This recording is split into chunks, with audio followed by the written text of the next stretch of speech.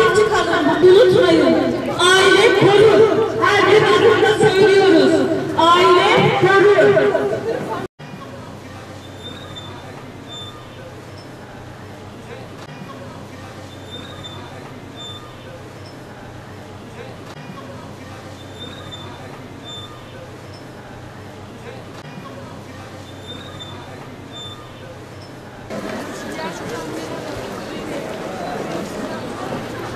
Siz kıymetli katılımcılar, bugün burada sadece yürüyoruz sanmayın.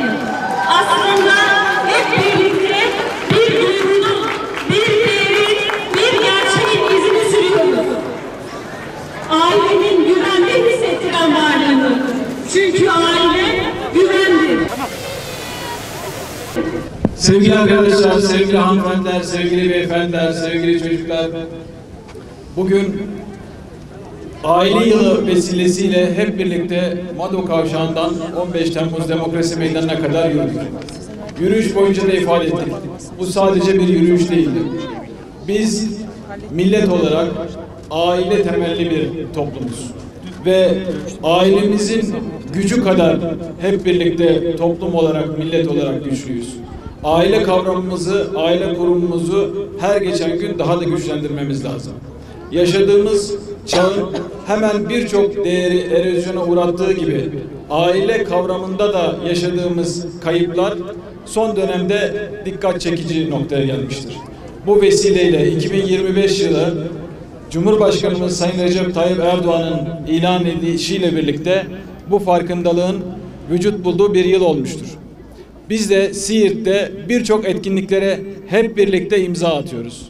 Biz inanıyoruz ve biliyoruz ki Siirtli hemşerilerimizin aile kavramına ve aile kurumuna verdiği değer çok yüksektir. Bu vesileyle yıl boyunca yapacağımız etkinliklere bugün yine öğleden sonra saat 2'de 11. Siirt Kitap Fuarı kapsamında yazar söyleşimiz olacak. Bugünkü yazar söyleşimizde Hatice Kübra Tongar. Kendisi aile konusunda önemli söylemleri olan bir yazarımız.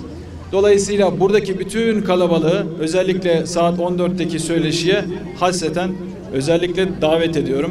Katılımlarınızdan dolayı şimdiden çok teşekkür ediyorum. Ben bu vesileyle tekrar bütün hane halkına, herkese buradan selamlarımızı, en kalbi muhabbetlerimizi iletmenizi diliyor. Hepinize saygı, sevgi ve hürmetlerimi sunuyorum. Sağ olun, var olun. Aile niyeti çekiyoruz. Eşim çekiyor tabii.